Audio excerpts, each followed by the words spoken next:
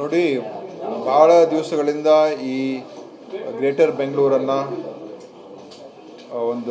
ಈ ವಿಷಯದ ಬಗ್ಗೆ ಭಾಳಷ್ಟು ಚರ್ಚೆಗಳಾಗಿ ನಮ್ಮ ಸರ್ಕಾರ ಬಂದ ಮೇಲೆ ಇದಕ್ಕೆ ಒಂದು ಹೊಸ ಕಾಯಕಲ್ಪವನ್ನು ಕೊಟ್ಟು ಇವತ್ತು ಅಧಿವೇಶನದಲ್ಲೂ ಕೂಡ ನಮ್ಮ ವಿಧಾನಸಭೆಯಲ್ಲೂ ಚರ್ಚೆಯಾಗಿ ಒಂದು ಶಾಸಕರ ಸಮಿತಿ ಕೂಡ ಇದರ ಮೇಲೆ ವರದಿಯನ್ನು ಕೊಟ್ಟು ಸಾರ್ವಜನಿಕರ ಜೊತೆ ಚರ್ಚೆಯಾಗಿ ಇದು ಒಂದು ಹಂತಕ್ಕೆ ಬಂದು ಇವತ್ತು ರಾಜ್ಯಪಾಲರ ಅನುಮೋದನೆ ಆಗಿ ಇವತ್ತು ಅದಕ್ಕೆ ಮಾನ್ಯತೆ ಸಿಕ್ಕಿದೆ.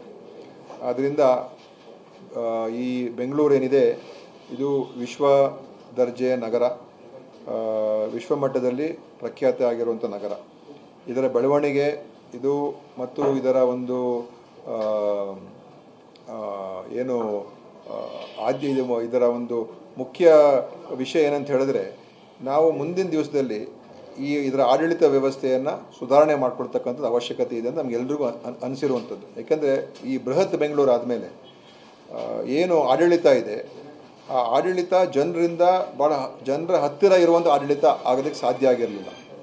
ಮತ್ತು ಇದರಲ್ಲಿ ಸಾಕಷ್ಟು ವಿಷಯಗಳು ಏನಾಗ್ತಾ ಇದೆ ಏನಾಗ್ತಾ ಇಲ್ಲ ಅದು ಗೊತ್ತಾಗೋದು ಕೂಡ ಭಾಳ ಕಷ್ಟ ಆಗಿತ್ತು.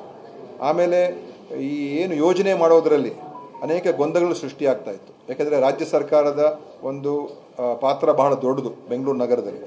ನಮ್ಮಲ್ಲಿರುವಂಥ ಒಂದು ವ್ಯವಸ್ಥೆಯಲ್ಲಿ ರಾಜ್ಯ ಸರ್ಕಾರದ ಒಂದು ಅನುದಾನನೇ ಭಾಳ ಮುಖ್ಯ ಆಗುತ್ತೆ ಬೆಂಗಳೂರು ನಗರಕ್ಕೆ, ಮತ್ತು ರಾಜ್ಯ ಸರ್ಕಾರದ ಒಂದು ಪಾತ್ರ ಭಾಳ ದೊಡ್ಡದಾಗಿದೆ. ಸೊ ಅದರ ಒಂದು ಸ್ಪಷ್ಟವಾದಂಥ ಒಂದು ವಿಧಾನ ಬೇಕಾಗಿತ್ತು ಅದನ್ನು ಅನುಷ್ಠಾನ ಮಾಡೋದಕ್ಕೆ. ಯಾಕೆಂದರೆ ಮುಖ್ಯಮಂತ್ರಿಗಳ ಒಂದು ಪಾಲುಗಾರಿಕೆ ಮತ್ತು ಅವರ ಒಂದು ನಾಯಕತ್ವ ಕೂಡ ಇದಕ್ಕೆ ಬೇಕಾಗಿದೆ.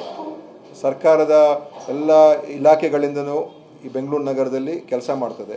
ಅದು ನಗರ ಪಾಲಿಕೆಯನ್ನು ಬಿಟ್ಟು ಹೊರತುಪಡಿಸಿ ಶಿಕ್ಷಣ ಇಲಾಖೆ, ಆರೋಗ್ಯ ಇಲಾಖೆ ಮತ್ತು ನಮ್ಮ ಬೆಂಗಳೂರು ಡೆವಲಪ್ಮೆಂಟ್ ಅಥಾರಿಟಿ, ಜಲಮಂಡಳಿ, ಬೆಸ್ಕಾಂ, ಬೆಂಗಳೂರು ಪೊಲೀಸ್, ಇದೆಲ್ಲ ಅನೇಕ ಇಲಾಖೆಗಳು ಕೆಲಸ ಮಾಡ್ತದೆ. ಅದಕ್ಕೆ ಒಂದು ಸ್ಪಷ್ಟವಾದಂಥ ಒಂದು ವಿಷನ್ನನ್ನು, ಒಂದು ದಿಕ್ಸೂಚಿಯನ್ನು ಇಟ್ಕೊಂಡು ಕೆಲಸ ಮಾಡೋದಕ್ಕೆ ಅಗತ್ಯ ಇತ್ತು. ಈಗ ನನಗನ್ಸುತ್ತೆ ಯಾವ ಸಿಸ್ಟಮು ಕೂಡ 100% ಸರಿ ಇದೆ ಅಂತ ಹೇಳೋಕ್ಕಾಗೋದಿಲ್ಲ. ಆದರೆ ನಾವು ಅದನ್ನು ಒಂದು ಒಳ್ಳೆಯ ವ್ಯವಸ್ಥೆಗೆ ಹೋಗ್ತಕ್ಕಂಥ ಪ್ರಯತ್ನ. ಈಗ ಇದನ್ನು ಗ್ರೇಟರ್ ಬೆಂಗಳೂರು ಆಗೋ ಮುಖಾಂತರ ಮುಂದೆ ನಾವು 3 ಕಾರ್ಪೊರೇಷನ್ ಮಾಡ್ತೀವೋ, 5 ಕಾರ್ಪೊರೇಷನ್ ಮಾಡ್ತೀವೋ, 7 ಮಾಡ್ತೀವೋ ನನಗೆ ಗೊತ್ತಿಲ್ಲ. ಅದು ತೀರ್ಮಾನ ಆಗಬೇಕು ಚರ್ಚೆಯೆಲ್ಲ ಆದ ನಂತರ. ಆದರೆ ಒಂದು ಕಡೆ ಆಡಳಿತಕ್ಕೂ ಜನರಿಗೂ ಆ ಸೇತುವೆ ಭಾಳ ಸುಗಮವಾಗಿ ಹೋಗುವಂಥದ್ದು ಇರಬೇಕು, ಹತ್ತಿರದಲ್ಲಿರಬೇಕು. ಇನ್ನೊಂದು ಯೋಜನೆಗಳು ಸಮಗ್ರ ಬೆಂಗಳೂರನ್ನು ನೋಡಿಕೊಂಡು ತೀರ್ಮಾನಗಳಾಗುವಂಥದ್ದಕ್ಕೆ ಒಂದು ವ್ಯವಸ್ಥೆಗಳು ಬೇಕು.